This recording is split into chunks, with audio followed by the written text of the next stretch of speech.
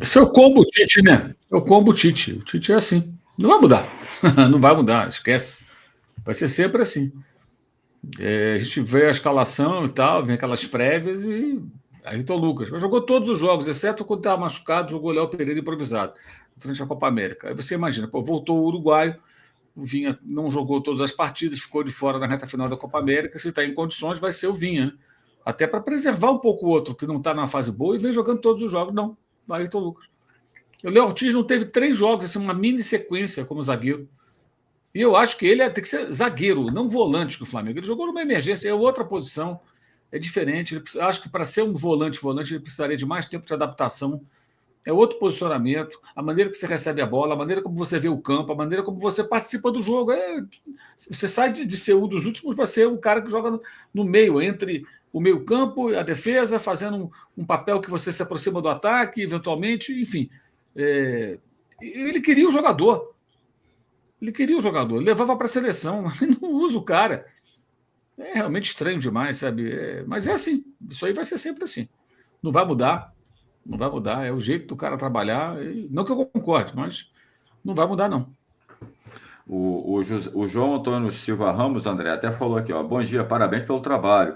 Viajei 500 quilômetros para ver o Mengão e queria destacar a entrada do Vina na lateral esquerda. Ele faz muito bem aquele trabalho por dentro, como o Tite gosta. Grande abraço.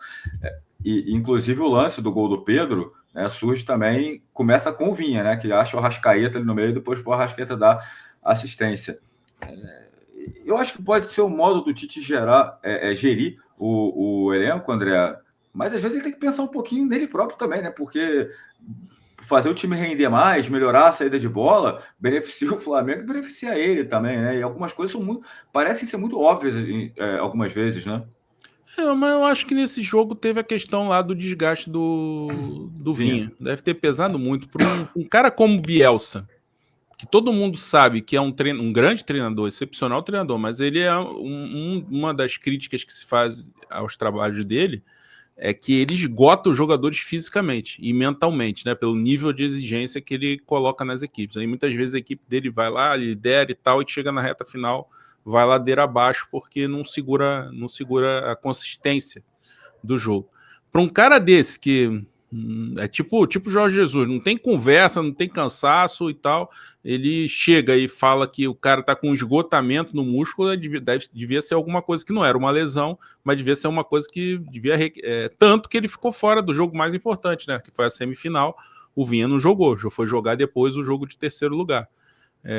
Então acho que dessa vez foi uma questão física. Em relação ao Fabrício Bruno Léo Ortiz, vou dar a minha impressão que eu tenho. A impressão que eu tenho é que o Flamengo contratou o Léo Ortiz não contando com o dinheiro, mas contando com a saída do Fabrício Bruno. O Fabrício Bruno vinha sendo muito questão de assédio, sondagens, etc. O Flamengo projetou uma venda do Fabrício Bruno e o Léo Ortiz foi contratado para justamente ser uma reposição imediata. Aí o Flamengo vendendo, de repente recebendo dinheiro, contrataria um outro zagueiro para fechar 4 ali de bom nível.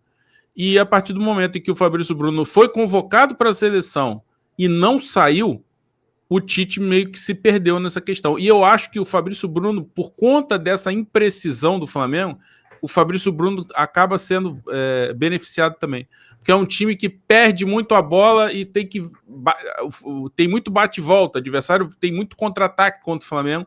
E talvez ele fique inseguro de tirar o Fabrício Bruno por conta da velocidade e da capacidade de recuperação dele. Mas é óbvio que está tendo um prejuízo na saída de bola, enfim, todas as valências que o Léo Ortiz é muito melhor do que o Fabrício Bruno. Essa é só uma impressão que eu tenho. Mas eu no meu time do Flamengo, assim, todo mundo em condições, todo mundo bem, Léo Ortiz e Vinha seriam titulares para mim, porque para mim eu mantenho a impressão que eu tive desde o momento da contratação. Eles são uma evolução, uma melhora na parte técnica e dentro da proposta de jogo que o Flamengo deve ter, que acaba tendo todo o jogo, porque o adversário se fecha, que é de jogar no campo adversário, ter qualidade no passe, e nisso o Léo Ortiz é muito melhor que o Fabrício Bruno, e o Vinha é muito melhor que o Ayrton Lucas. O Fabrício mandou superchat aqui falando: hierarquia maldita do Tite, não aprendeu com a Copa. O João Leite, se reclamamos que na seleção o time deveria ser feito em cima do Vini e do Rodrigo, pelo entrosamento que eles têm no Real Madrid, no Flamengo reclamamos e com razão sobre os uruguaios. O time deveria ser feito em cima deles. E o Paulinho Zanó, Paulinho, um abraço para você, cara. Eu leio todas as mensagens aqui. A tua do Ortiz acabou passando e também porque tem um tema que, cara, eu acho que é levantar suspeita de algo que a gente não tem prova, então acho que a gente não pode falar. Se outro jornalista falou que acha que é porque o Ortiz não está sendo escalado por conta de A, B ou C, cara, aí tem que perguntar para ele na live dele, né? Não vou levantar uma bola aqui de algo que a gente não tem prova e a gente não pode falar, tá bom? Só por isso. Um grande abraço para você. Mauro, e o Pedro fez mais um gol, mas perdeu outro pênalti, né, o Mauro? Você acha que tinha que ser revisto aí o Pedro nessas cobranças de pênalti? Ele que até fez a maioria, mas não é aquela segurança que normalmente se tem no batedor, né? O Arrascaeta bate pouco, mas quando bate a gente vê que bate bem. O Gabriel, que era o batedor, né? Hoje é banco do Flamengo. O que você acha aí? Você acha que o Pedro, primeiro destacar, foi um golaço, né? Pegar de primeira é difícil aquele gol que ele faz, mas também perdeu um pênalti que poderia ter comprometido o resultado, né? O Pedro não é um bom batedor de pênalti, né? Isso acho que está muito claro. Toda vez que ele vai bater, a sensação de que a qualquer momento vai perder, como perdeu. Mas eu acho que pênalti é treinamento. Tem que treinar, tem que descobrir novas formas de bater na bola. O Romário não era batedor de pênalti, né? Aí bateu 94, virou batedor de pênalti. Aí perdia poucos.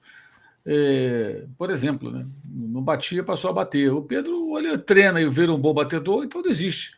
Agora, a culpa é do técnico. Não tem que deixar bater quem não bate bem, porque é o 9, porque é artilheiro. Isso não existe, gente. Isso é um absurdo. E está bem evidente que ele não bate bem. Até o Arrascaeta eu questiono. Bateu bem esses últimos agora. Por exemplo, ele perdeu o pênalti contra o Del Valle, né? Fez o gol e perdeu o pênalti na Recopa. E outras vezes que ele bateu, eu achei que não bateu tão bem. Tenho dúvida se o Arrascaeta é um grande batedor de pênalti. Melhor o Gabriel. Melhor o Gabriel. Perdeu alguns ano passado, até naquela fase tão ruim que até isso ele vinha errando. Mas ele é um excepcional batedor de pênalti. Quem batia muito no exterior era o Pulgar, me lembrei disso agora também. Pulgar, pois é, ele tem que descobrir quem pode ser. É o Pulgar, é o De La Cruz. Ele tem que ter algumas opções, até porque eventualmente o cara não está no jogo.